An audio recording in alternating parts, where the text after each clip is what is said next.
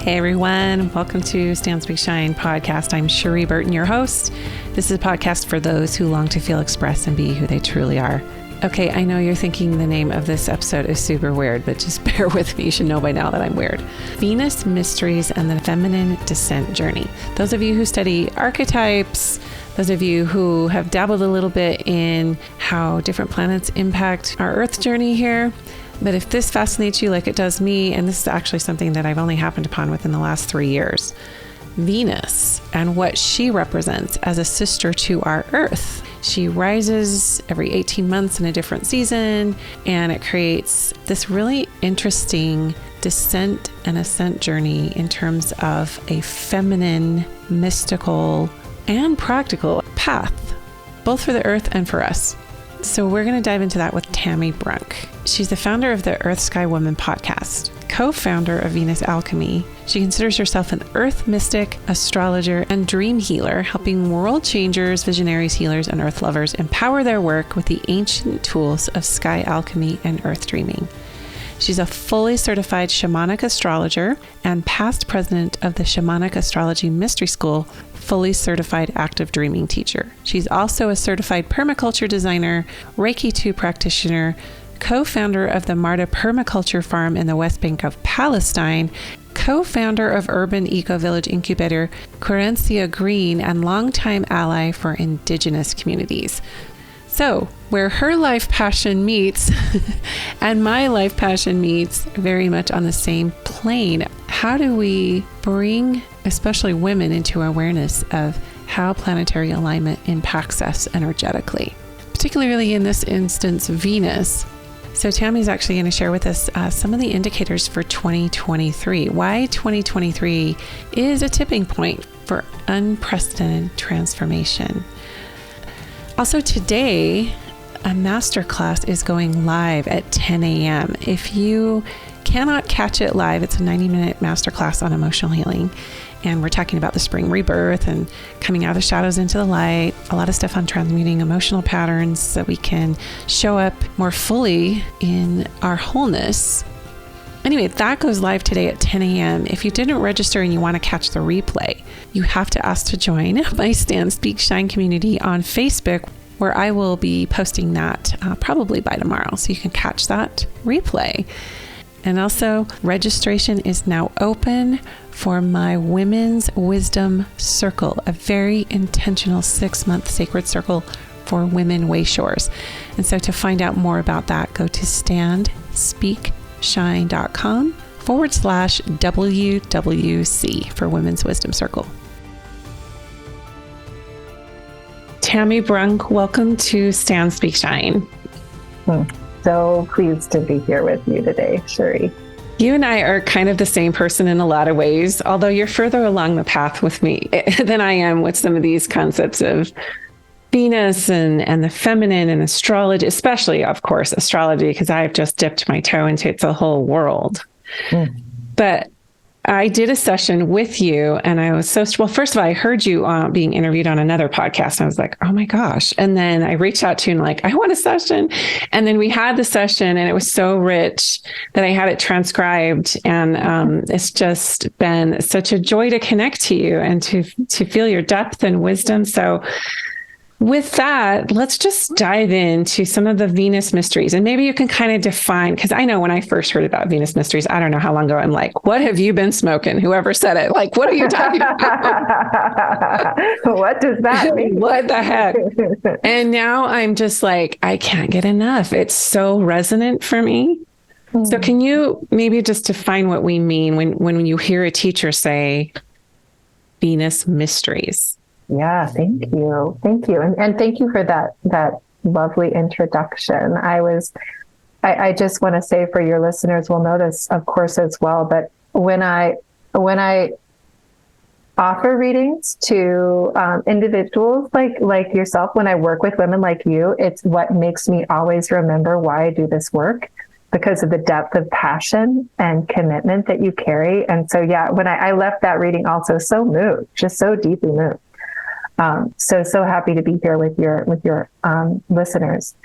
So yes, the Venus mysteries. Yes, I hear what you're saying. It's for a person who is just opening to this work. I like to bring to mind just to look at it like this. Okay, so over the last 10 years, probably, I think more and more and more of us are starting to work with the cycles of the moon, right? So you could say the moon mysteries, right? So we're beginning to understand that if we plan something according to a new moon or a full moon, or even the equinoxes or solstices, it's not like everybody does that, but it's much more common than it used to be. So there's something we kind of get, like our ancestors used to get, that working with the cycles of the sun and of the moon, there's something that our body is kind of entrained to with that. We're remembering something ancient and true and rooted when we start to remember how to align our lives with the cycles of the sun and the moon. So that's something that's becoming far more, I won't say common, but so much more so than it was 5 years, even 2 years ago. Right. So when I talk about the Venus mysteries, there's a lot to that. But one of the layers is to understand that if you're going to work with the natural cycles, and if you are a person who wants to connect to the sacred feminine, okay, that's one piece, that's one layer. If you want to be connecting to the sacred feminine, the divine feminine, if you want to be part of this larger kind of spiritual movement that is about remembering her, then you might want to start with Venus.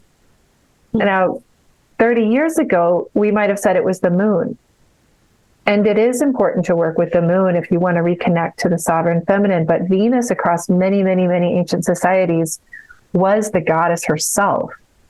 And so, for example, to the ancient Sumerians, when they first saw Venus rise as morning star, it's this stunning event. They didn't have TV. They didn't have, any of the things we have, it's like right? their Netflix. It's like their stars. Exactly. Yeah, exactly. And because of that, they would have seen things and felt things we don't feel. There were layers of nuance with that they would have tuned into.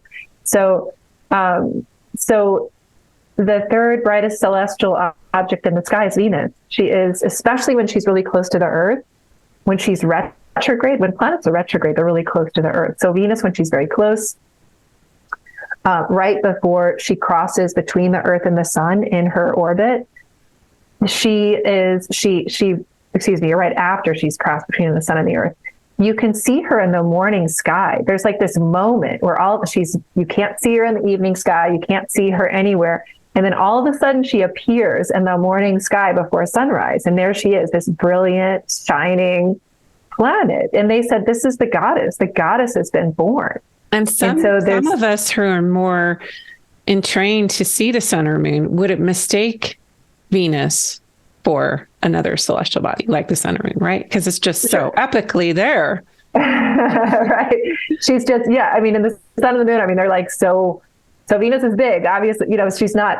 So it would be surprising. It would be surprising. It would be like, okay, except that it wouldn't be to these societies and these cultures, because literally in ancient Sumer, especially when Venus rose as morning star closest to the spring equinox, this was such a major event that they would have, the entire cult society would put on these reenactments to tell the story of the goddess Inanna and her descent to the underworld.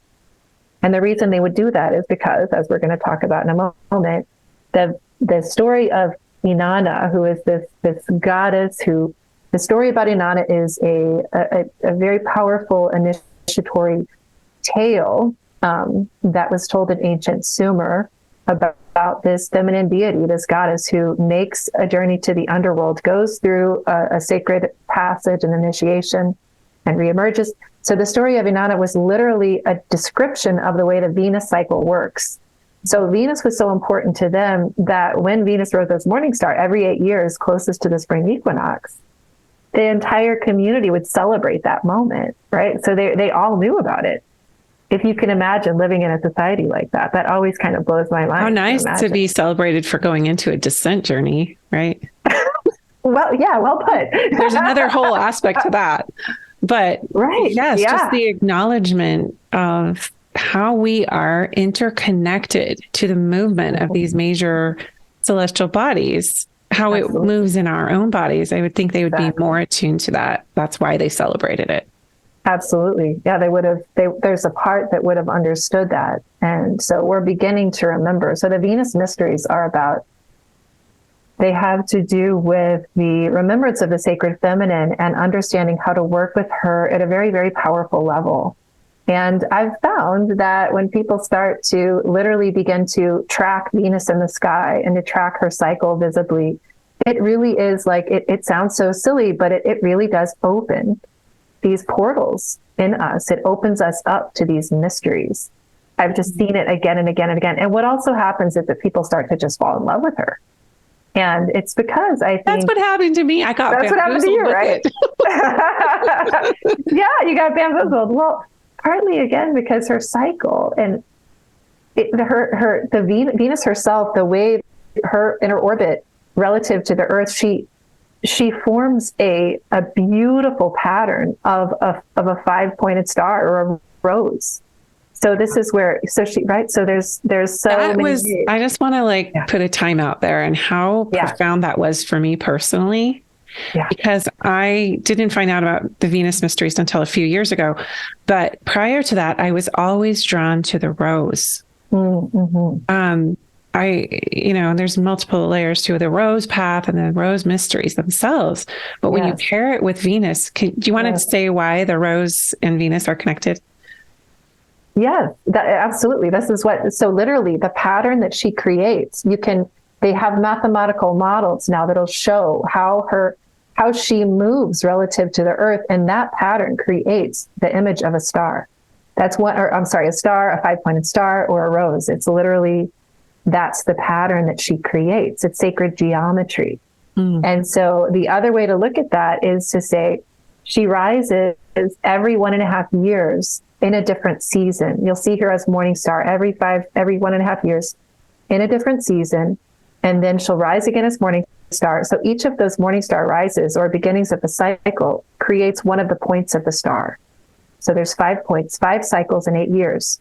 So 5 and 8 are Venus's sacred numbers, which of course add up to 13. Mm-hmm. So there's just so much, magic in all of it, of course. But it is unmistakably a rose when you look, people have done visuals of these and it's like, absolutely. Whoa, even NASA doing it is like, it's there. It's there. It's absolutely a rose. It's just one of those incredible mysteries. I mean, in Venus, her orbit, there's so much about Venus that is, entire cathedrals. And there is I'll have to remember, I'll have to tell you again later. You can look this up. There's a man who wrote the Venus Blueprint, and he writes a lot about how the acoustics of many of these ancient cathedrals were resonant with other patterns within Venus's cycle. So there's so much within her cycles, within her movements that are absolutely mysterious, beautiful, magical, potent, that evoke the sacred feminine. I would say as well that she's often been called the sister to the earth because she's almost exactly the same size. She's comprised of almost the same materials, and she spins counterclockwise. So that's one of the really fascinating things about her. And I think she is paradoxical in many ways. It's like the left-handed path. Exactly. Precisely. That's exactly how I've always felt it and seen it. Which is feminine. We're a little bit like left. Well, left side of the body, left-hand path. And in fact, one of the most incredible experiences I had when I first started guiding women through this Inanna Venus journey we'll talk about was we had one man in our circle of about 80. My teacher, mentor, friend, and I created Venus Alchemy, a business that guided women through the Venus cycle. We did that since 2014. And we had our first group. We had one man and about 80 women. And he was amazing, courageous man. Total brave, yeah. So brave. And he was a pipe carrier. He had worked for many, many, many years with indigenous elders. And so he was also guiding a lodge. And as he was working with the Venus cycle, this was the Capricorn Venus cycle, which is the same cycle we are in now, because each cycle has a different face of the goddess or meta-goddess. So in this particular cycle, he had an older woman, who came to him. She wanted to do a vision quest. And for various reasons, the way he actually did it was within the sweat lodge. And he said one of the things that started happening, and this was also during the Venus cycle and when something had activated at that time, he said during this vision quest, she started bleeding. She had stopped bleeding years before. She started bleeding. And he said he had the grandmothers, because the grandmothers are also a medicine that is connected to the Venus mysteries. And this is what's come through. So, and when I say the grandmothers, what I mean by this is really it has to do with our own blood and also spiritual female ancestors. But he had started working with the grandmothers, these female elders. As soon as he started working with the Venus cycle, they started really working with him. And so when she started bleeding, he had been taught, this is something I never knew. The reason they say to not have women bleeding in these ceremonies is because when you create a ceremony like this, in the Lakota way and in many others, there's a spin. The ceremony creates a kind of a spiritual spin, and it goes in one direction.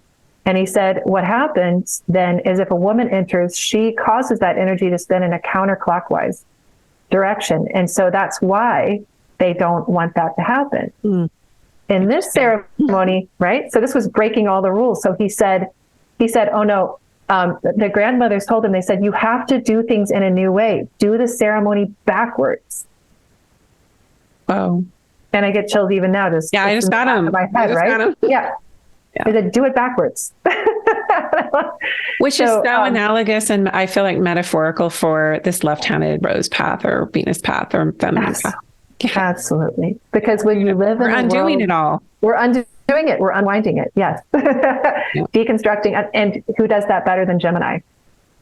Yes. And just for all of you listeners, FYI, Tami and I are both Gemini moons. That's probably why we've totally vibing with each other on this crazy information.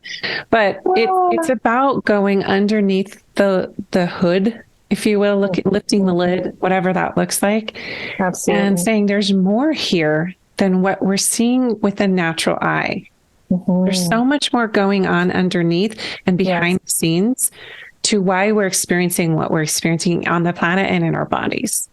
Absolutely. Thank you for saying that. And I think there's a deep hunger. This is why your listeners probably are listening and why we're here. There's such a deep hunger for those deeper layers, for that story underneath the story. Our souls are thirsty. Yeah. And it's a parched desert out there. Yeah. This is the time. This is the time. Yeah. So so what happened with that? So they unwound and she did it backwards. And then what was They did it backwards and the ceremony just went beautifully. It went perfectly. I mean, it was just so powerful. But the most surprising piece for all of that was that was the directive he was given. And I had never known that about the way the ceremony works, but this was just one of many examples where I felt, okay, Venus does things in the opposite direction. And one of the other riddles of Venus is that, related to what I'm going to talk about in a little bit with the Inanna descent story and the connection between that and the Venus cycle is that in the story, when the goddess is in the underworld, what that literally means in the Venus cycle is that she's on the other side of the sun. So she's in the beams of the sun. So I love that riddle. It's just powerful. She's like, from our perspective, she's invisible. So the goddess is gone. She's dead. She's gone. But from her perspective, she's actually in the heart of great mystery. She's in the burning bush, right? She's whatever is not true for her is being burned away by the power of the great light. So it's the opposite. It's the inverse of what we think. So interesting. Yeah. Yeah. So I want to go into Inanna, the goddess. We'll just say straightforwardly that Venus, the planet, the star, whatever, she's old, she's ancient, she, from a mystery or a mystic standpoint, sort of represents the goddess herself or the sacred feminine cycles. So the Sumerian goddess Inanna that you mentioned and how they celebrated this in their culture with Venus movement and cycles. Let's talk about the story of Inanna, because when this came through for me, and I learned this from another teacher, and I went through the Venus descent cycle, the whole thing, not to the length at which you offer, but it was like a mini version of, like, I think it was the ascension of, what do they call that? Venus retrograde. And so we went through this as a group container, and it was so powerful. And I learned the whole time we were going through, this week we're going to do phase 1 next week. And we went through the seven cycles of descent, and then the 7 cycles of ascent and the rise of Inanna. So do you want to talk about that myth just a little bit, so that we're kind of looking at this as the parallel with Venus? Yes, absolutely.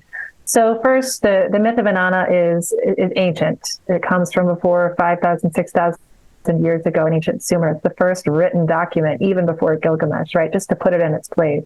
It really is at the root of language, of written language. So this predates even like when they would have first written the tablets for the Old Testament, let's just say. Like it predates that way before. Predates all of it, way before. So the stories of Inanna were told pre-patriarchy.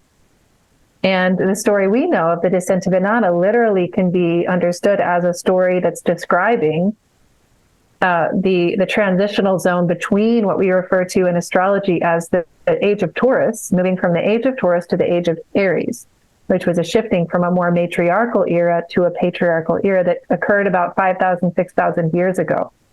So even in the story itself, to put it into context, it was taken from a much older story that would have been passed on through oral tradition, but it was told at a time to speak into the message of the goddess herself. The reason she went to the underworld in the story was to grieve the death of her sister's husband. Inanna's sister was the goddess of the underworld, and Ereshkigal was her name, and her husband, the great bull of heaven, had died.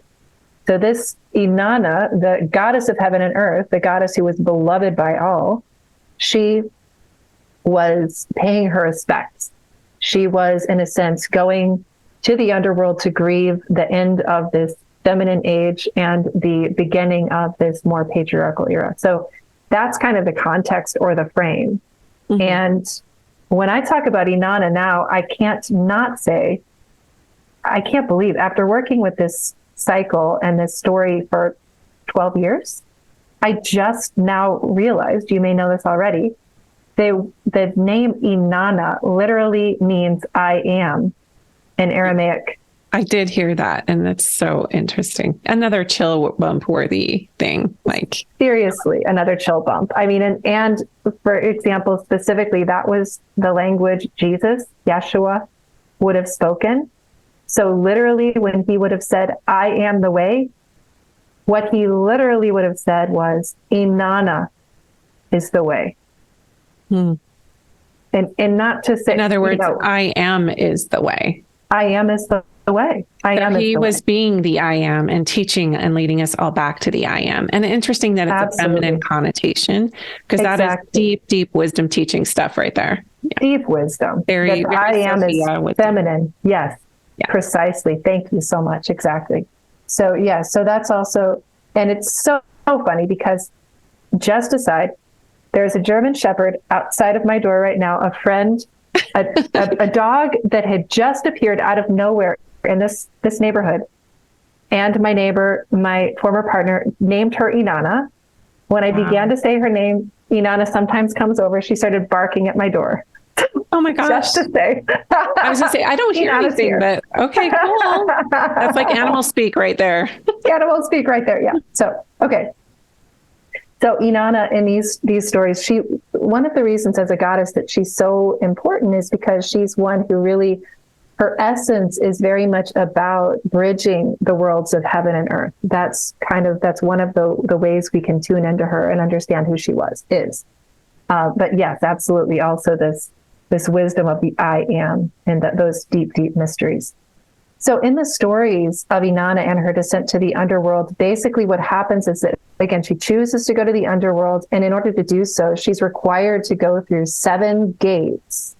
And in each of these 7 gates, she removes a vestment, beginning with her crown and 7 vestments and ending with her royal robes. So she enters the underworld naked.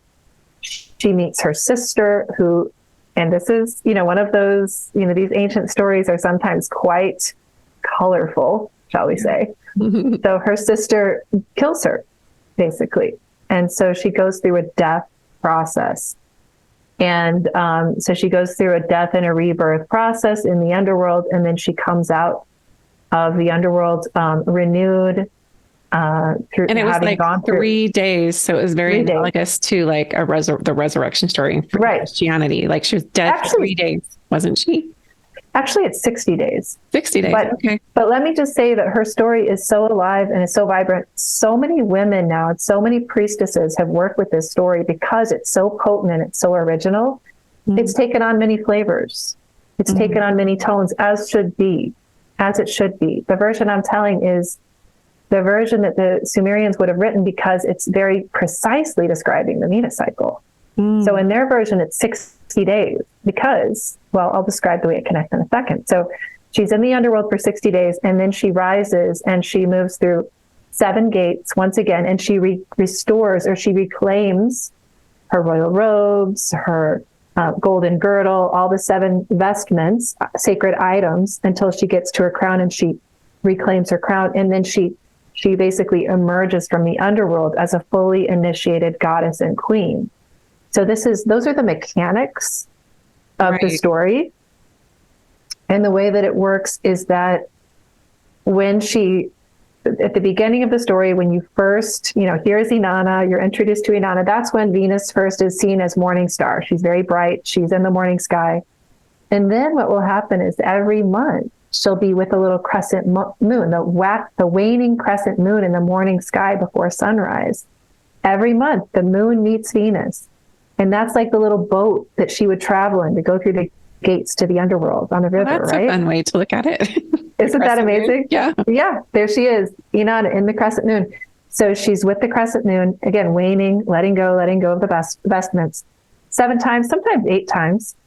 And then, and as this is happening, she's arcing up into the sky, higher, and quite brilliant. And then she begins an arc down, closer to the horizon. And then she disappears at some point, about 8 months in. She disappears, and she again is behind the sun from our view for about 2 months, about 60 days. And then she appears once again as evening star, very far from the earth. At her furthest point, just very faint, like the goddess who's been initiated. She's really, very, she's been through it all. And then she begins a journey up through the sky again, growing stronger and stronger as she does. And again, meeting the crescent moon, but this time it's the waxing crescent moon that she's meeting 7 or 8 times. So, and then she disappears from our view. This is the most mysterious part of the cycle, where she'll be evening star. She's very close to the earth. By the end of the evening star cycle, she's retrograde. So you'll see her very bright in the evening sky, and then she disappears. And within about 12 days, you'll see her as morning star. So she makes a complete shift from evening to morning star. And that's the completion of the cycle.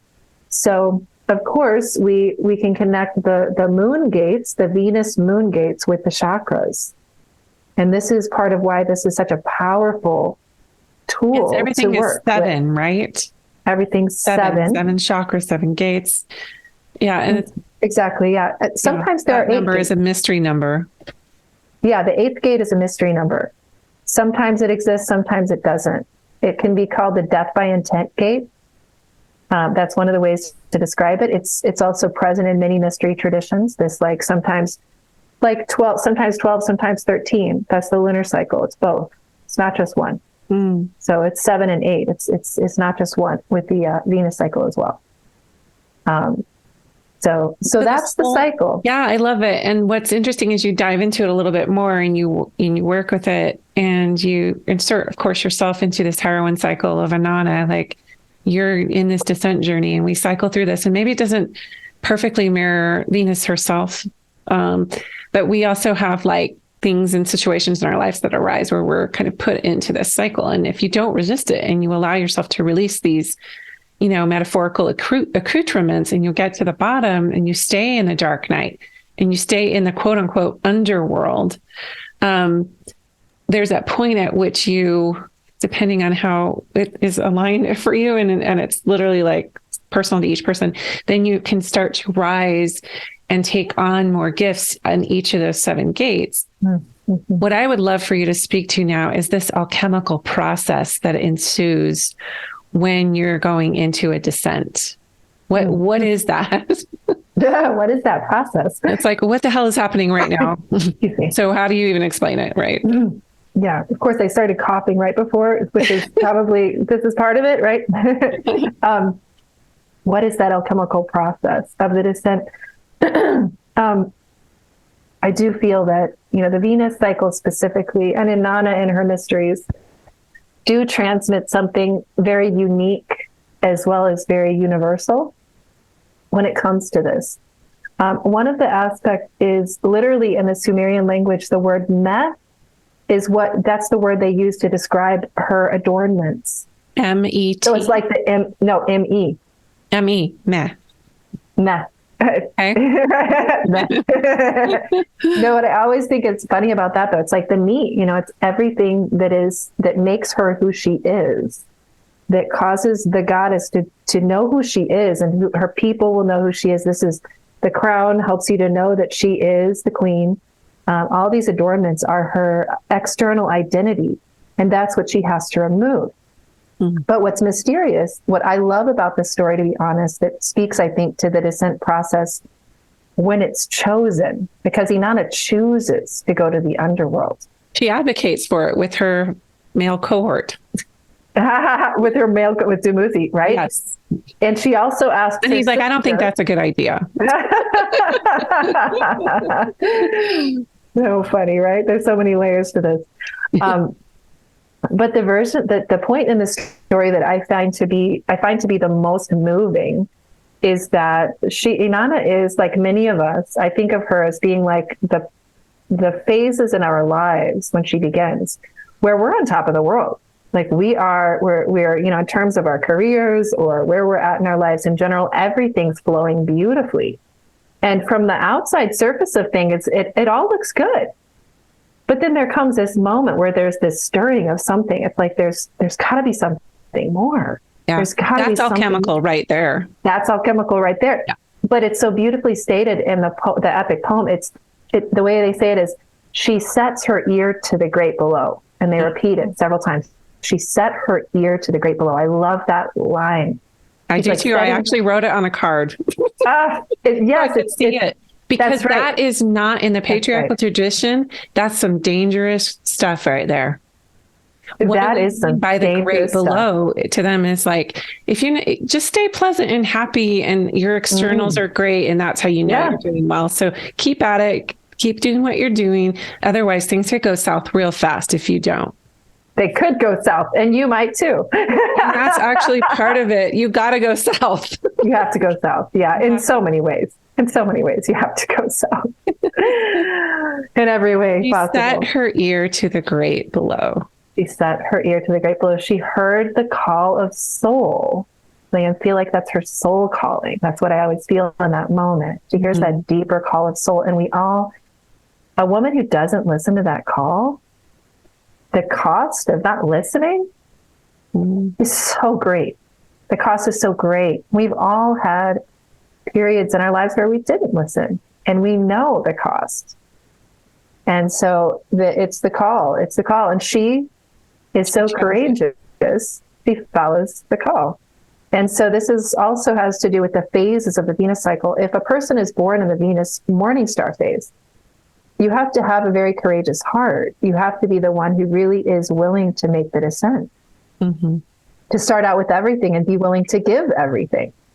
So the alchemical process does require, in a sense, it requires a deconditioning process, right? So the letting go of the crown, you really can connect it to each of the chakras. It begins by really laying down what your perception is around or your old conditioned connection to divine. So for many of us, that might be the connection to the Father God. Yeah, that's what it was for me. Yes. When I set my ear to the great below, my soul was like, okay, you can keep ignoring this, or I can ramp things up in your life.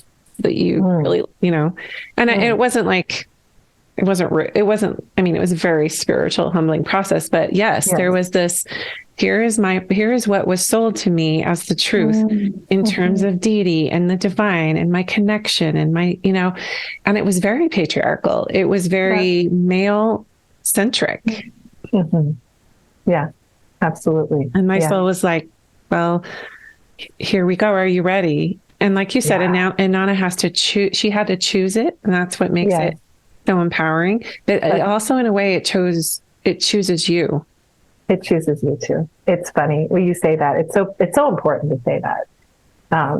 In Marianne Woodman's book, Dancing with the Flames. Dancing with the Flames. It's the Dance of the Dark Goddess. Yeah, I think that is the title. Oh, okay. I'll never forget, there's a part of it where she describes the initiatory path of going to see Baba Yaga. And she says that Baba Yaga, as one of these gatekeepers, has this series of questions. And one of the questions is, did you come to me by choice? Or were you forced to come to me by circumstance? And what's so funny about that answer is that it's a riddle. You can't say yes, and you can't say one or the other. It has to be about 53% yes and about 68% no. There's like some weird answer. I want to know what I'm committing to first here. Like, right. So most of us, part of it is choice, part of it's not choice. So say it probably the same for Inanna, but the alchemical journey of the descent is, I see it and feel it as an ensoulment process. It's the meeting of course, it's the meeting of the facets of ourselves that we have been afraid to look at, to see, to feel, to know. So in an individual woman's life, it might, in your case and what you're talking about, your dark night of the soul, your descent process, very much the one we're speaking of today, I'm sure you've had many, had to do with the most foundational belief system that you had been transmitted to you as a woman of great faith and devotion, right? So that was the most potent path for you. And that does speak to the crown. The crown has to do with our connection to deity, to divine. For some others, it might be that and this is where many of us are born at a certain chakra gate, right? So for some people, it might have to do with the focus of the journey is really on letting go of really old beliefs, and they're connected, but perceptions, the filters that you carry, the conditioning that you have around every layer of life and who you are and who you're here to be. There's that brow chakra or the third eye that needs to be cleared. You need to let go of the distortions. So, and on downward through the throat, the throat often, because I've guided women through this journey, hundreds of women, probably 1,000 at this point. And the throat chakra is one that is one of the most potent to really work with for women. It's the most sensitive for many women. So the alchemy must include the throat, must include an unfettering of whatever it is in the area of the throat, of self-expression, of speaking with a true voice. It has to do with that region of the body and of the energetic fields. So the alchemy of descent requires a laying down of those distortions around how we speak and how we tell the story of who we are. But of course, that starts internally, kind of like the chakras have a back and a front. Well, the back side of that throat chakra has to do with what are the stories you tell to yourself. So in this journey, we're unshackling, unchaining, releasing, letting go. And so what I love about this too is it's important to recognize, even if it's raw, even if it's primal, even if it's painful, it's also about a lightening process. Because that's not that all those things are heavy. A crown, a true crown, if anyone's ever worn one, it's really heavy. Right? Well, I was a former state title holder for a pageant, and I could tell you that was part of the potency of this for me, is laying that down, that identity of being a former whatever. And also just like, to me, the queen archetype and some of these archetypes of royalty really speak to me on a deep level. And to be with the people more than stratified as set apart as a queen, if you will. Yes. Like that was embedded into me from so young that I was of this royal lineage. And it's like, no, we all are. Yeah. And I'm so special, and I'm also not special at all. Right. When you talk about these different chakras and these different, how they represent different gates, and they're also representative of our bodies, and how I think there's a collective, I want you to keep going with the chakra, but also before I forget, like there's the planet Earth is going through its own descent journey. It has been for very, very, probably from the beginning. Can you see a correlation of whatever chakra gate we're at now? Is there something direct to point to that, or? Yeah, I mean, so I think the way that I would say that there are many ways to describe the stage we're in right now as a planet, the age we're moving into and out of. Every culture has the story. The Toltecs would say we're moving from the 5th to the 6th sun. The Mayans would have said that the gates to that opened with the end of the long count calendar. A climatologist would tell you one thing. Evangelical Christian would tell you another. A Muslim would tell you another. We all know something massive is shifting. Something is alive in the consciousness to let us know that things have to go to the great below. Yes, things have to go to the great below. But what I would say about that is, from my perspective, from what I've seen and felt with this for many years, it's that when Inanna goes to the underworld, what we really are beginning to recognize is this is actually part of a natural cycle. So if you've heard the whole story and how she gets hung on a meat hook, it's a pretty brutal story, right? Not pretty. It's not pretty. And so, but what I've felt, the transmission that I got at one point was the goddess chose, the feminine principle chose to go to the underworld for the 6,000 year period. This is just what happened. Yeah. This is a natural cycle. And so now it's natural that she's beginning to come out of the underworld. And so from my perspective, we're just beginning a new 6,000 year cycle. There are many indicators that would say we are moving into and out of a 26,000 year cycle, or a much longer cycle actually for the Earth. And when I say that, I don't mean like anything's just completely the same repeating. It's like a spiral, right? So we're really in a very powerful moment for our planet. What we've never seen before, some of these layers, and I should speak into the larger astrology. But from the perspective of Venus and the Inanna story, to me, it feels like, strangely maybe, the most resonant story that relates for me is the Toltecs would say that we are right now transitioning from the 5th sun to the 6th sun. And the way they describe it is they say it's a 6,600 year cycle, which is about right. So they would say we shift from a day sun to a night sun to a day sun to a night sun. There's a natural alternating current. And so the night sun is understood to be a time more of the feminine. It doesn't mean it's night all the time, but it means there's more of a balance to the feminine, to the earth, to the dreaming. And so it's more of an inward time rather than all about the external. And so we have, just as of 2021, according to them, shifted into the night sun. Interesting. Just another way of saying that the feminine is now needed to come into balance with the masculine. Yeah, I love that. So I don't know if there's more you want to say with the chakras, because I felt like that was really, really powerful. Yeah. So of course, there's the throat and then the heart. When I think of the heart and the unburdening of the heart, I know I'm mixing so many stories here, but they're all related. It's great. It's speaking from Gemini language, right? I know. Yep. I'm tracking it. So I'm so in love with Ma'at, the Egyptian deity, and her stories, because from the perspective of that Egyptian goddess, when we die, our hearts are weighed.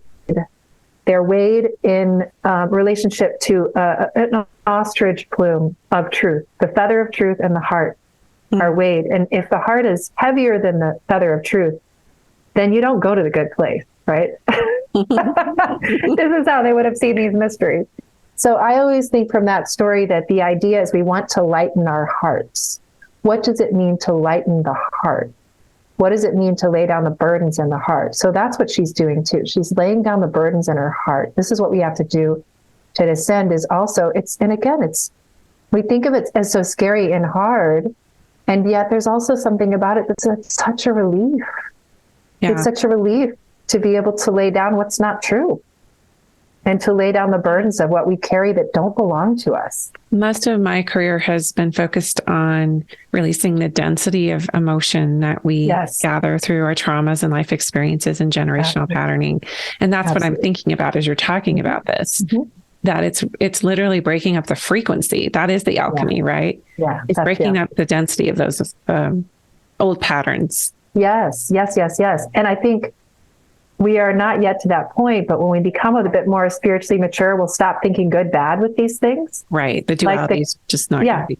Right. It's not going to help. So the Quero people, for example, in Peru, they would say that density isn't a bad thing. We just want to give the density back to the earth. We feed it to the earth and the earth eats it. They call it, they have a word for it that's really compelling, for the density, the dark stuff, the heavy stuff. They're just like, oh yeah, we want to give that to the earth. It's like no big deal. It's neutral. But absolutely, I so agree with you and I'm so heartened by the ways that we have now emerging so many modalities to help people to move through their traumas, the somatic healing work, the ancestral healing work. It's absolutely essential. So the heart, yes. And in fact, when we're speaking right now, it is during one of the heart chakra gates of the evening star part of the Venus cycle. So, and the descent, of course, is the heart. And then there's the solar plexus chakra gate. And in that chakra, for many women, it has to do with this. But what I always feel with the solar plexus is what this woman, Amy Scher, she wrote the book, How to Heal Yourself When No One Else Can. She would say, I agree, most disease is actually caused by the places where we dim our lights. If we dim our lights, it will cause disease because our spirits want to shine. We want to be who we are and our full authenticity. And I see that as the realm of the solar plexus. Do I get to expand? Do I get to be me? Do I get to, enjoy and just shine? And what are the places where I'm dimming my light? So to me, that's the solar plexus. And then the sacral, of course, the womb, there's the throat and the womb are the two centers of the body for most women, where a lot of the congestion happens. A lot of trauma there from a lot of trauma, like millennia, Millennia. Exactly. And this is why in my own life path, a lot of the work I do also is with womb alchemy, because I had my own journey of that. I had a hysterectomy and it was a painful process to go there. I did everything I could to not have that happen. But when it finally did, I made a sacred offering. It was ceremony. I rebirthed myself. And that happened because I knew I was offering all the trauma I had absorbed and all the females in my ancestry and all of, from my lifetime, every lifetime, all the women. That's what I offered.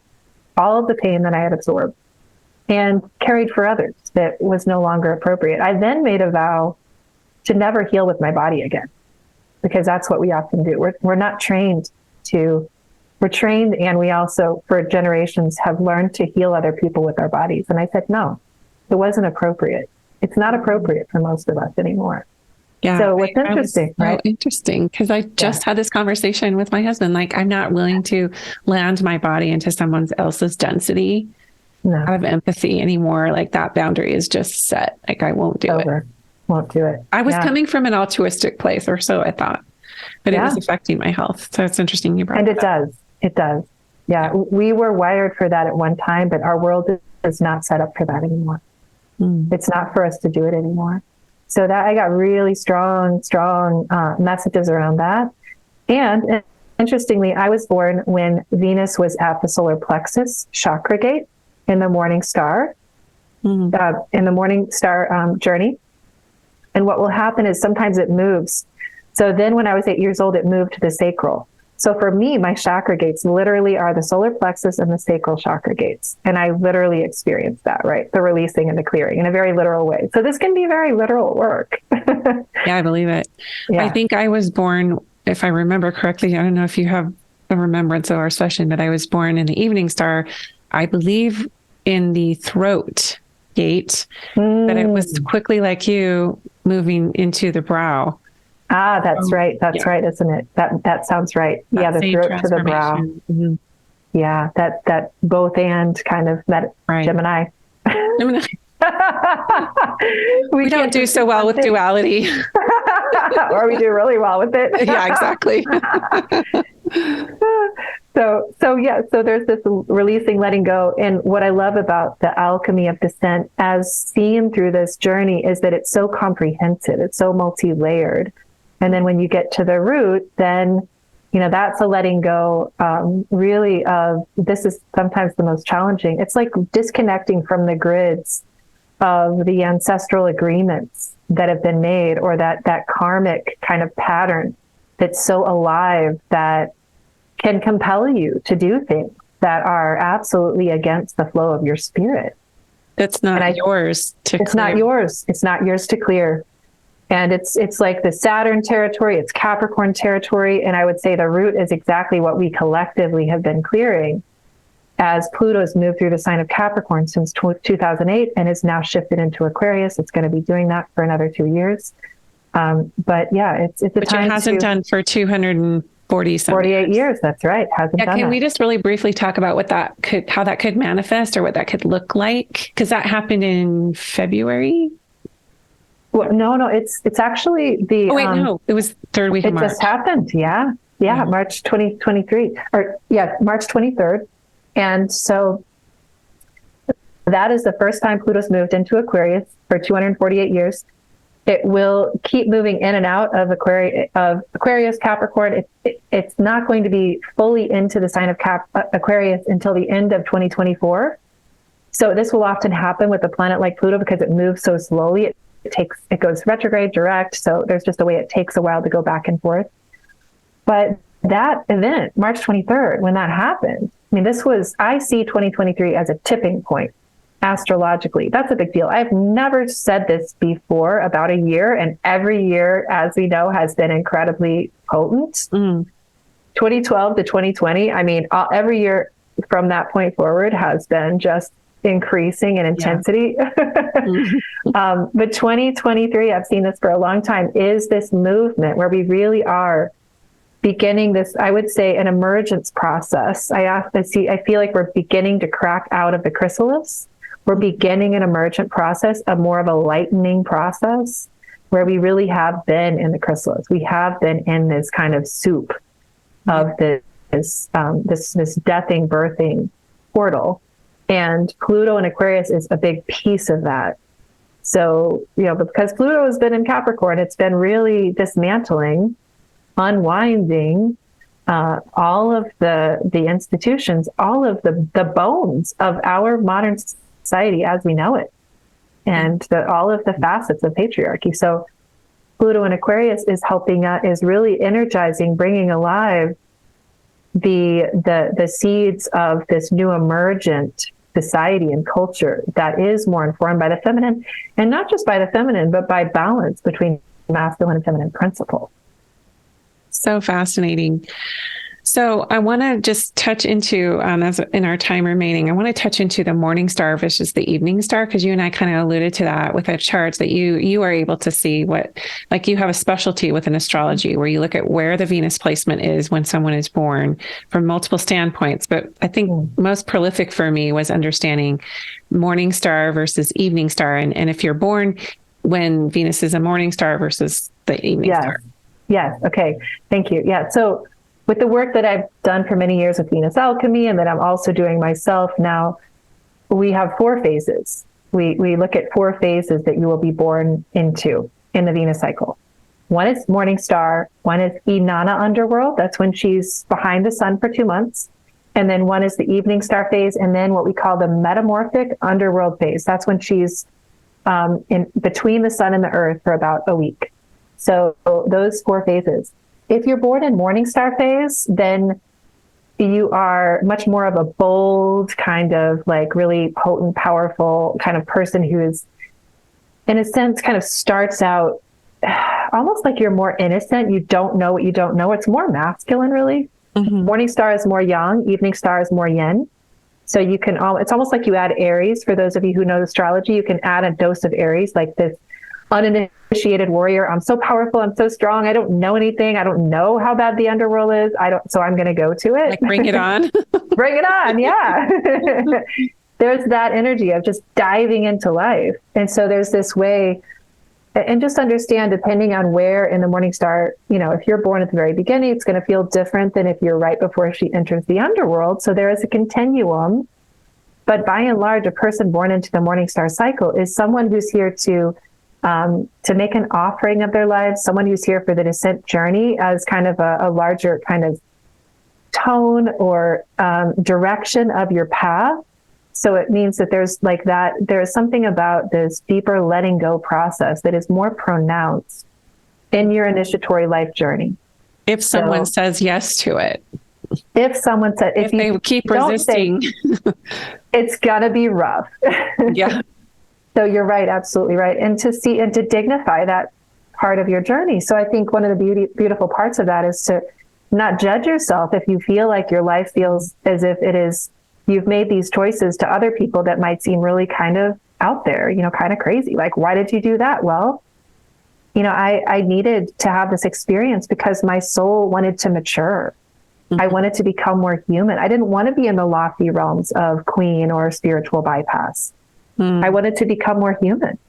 So that's something to understand and to have a lot of compassion for. As Morningstar, you're not here to be above it all. You're not here to be to reign supreme and be distant and bejeweled queen. Not what you're for. Yeah. It's really to dive into the fray in a sense, and it takes courage. So that's one thing to consider with Morningstar. And then with the underworld's Venus signature, that is someone who you can almost add Scorpio or Pluto to that. So it's like, that's a person who really their life is marked by pretty intense death, rebirth themes. So that's a person who has a lot of emotional depth, a lot of intensity. I've often found that you can look at a person's chart and they might have no Pluto, no Scorpio, not much in the 8th house. But if they have this Venus in the underworld signature, their life will operate as someone who has a lot of Scorpio, for example. Wow. So pretty emotionally intense territory there. And then with the evening star, that's the priestess, that's the love goddess historically. So add earth. You can add the element of earth. You can add maybe traditionally they would say add Virgo. So again, it's more of the priestess archetype. But the evening star journey is you have to understand that you are someone who has already gone through the initiation. You're an initiated goddess, an initiated individual. So for you, the journey isn't as much about, we all have to release and clear, right? So it is that. But there's also the need to remember what you forgot. There's a need to retrieve, recover, and restore what you had laid down, perhaps in another lifetime, perhaps in this lifetime. So the journey, the initiatory journey, is more one of, interesting to say, I say in ascension. That's what we would say sometimes. It's an emergence from the underworld. But of course, that doesn't mean what we think it means. Right. It's right. Ascension.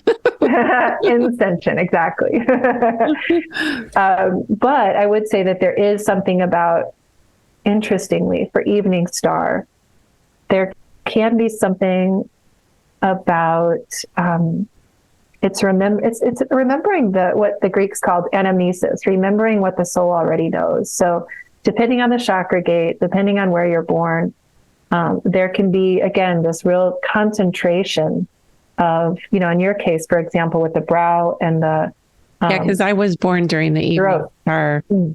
Correct. Yeah. Because your evening star, that there's something about recovering the wisdom from the voice, like all the things you need to say.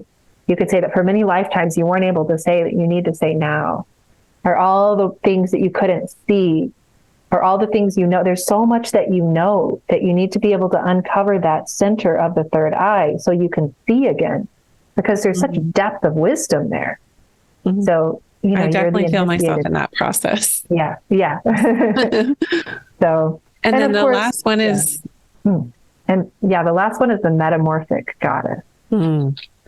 So this is the one where it's like when Inanna when Venus goes through a cycle and she ends the cycle, she's going from being one version of the goddess, like say she's the Capricorn goddess for one cycle, and then she's born as Morning Star as a completely new archetype of the goddess.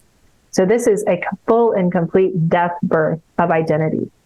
Mm-hmm. So somebody who's born into the metamorphic phase, they are often larger than life individuals. They're often here to make a big contribution in the world, and their life will be marked by big shifts, changes, rapid, sudden, beginnings, endings. There's kind of this wild card layer to that for them. So almost like adding your Uranus, or this kind of lightning kind of feeling of rapid change. So fascinating.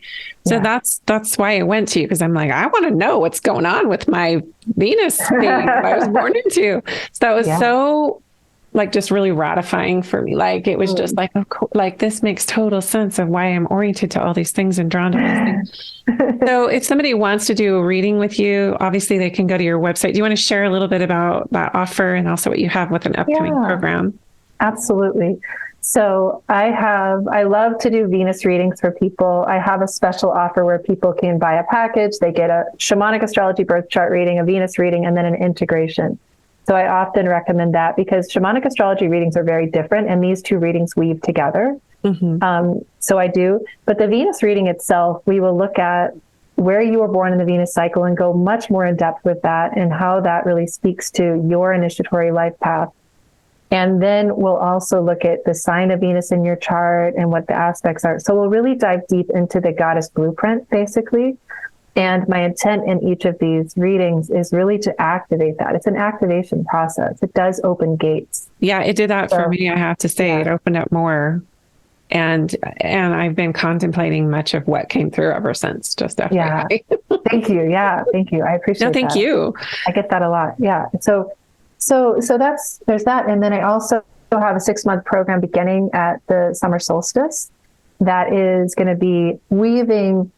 This is one of those programs where I weave together my medicine in the larger astrological field, working with the moon, with Venus, with other layers of astrology. And also I weave everything in with the dreaming. So for me, I feel like astrology is alive. I believe everybody is here to help channel the new versions of astrology. And so my containers are always about supporting individuals and being part of that. So it'll be a deeply held container to work with Venus, to work with the moon, to work with the dreaming. And it's going to be an initiatory portal. It's called Womb to Wings. And that's going to be beginning in the summer solstice and ending at the winter solstice.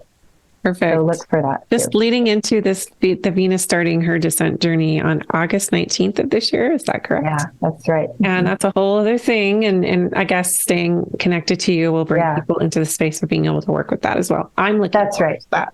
I'm feeling called to work with that because there's something I want to birth on the other side 18 months later. Absolutely. And I know that there can be a direct correlation to how that weaves through your life as you're going through that. If you're intentional and if you're aware, it can be very magical. So, well, thank you for your time today, Tami. This was really beautiful. You are so welcome. It's so powerful. I'm just so honored to be with you, Cherie. Thanks for listening. And remember, you can always book with Tami to explore your Venus placement. She does great Venus reading sessions. Her website is tamibrunk.com. What I find so fascinating about the cosmos and planetary alignment, it can mirror different things we're going through in different seasons of our lives. Definitely mirrored my awakening process and alchemical descent journey. I would have thought somebody was nuts if they would have told me that I would be studying those kinds of things. But here I am.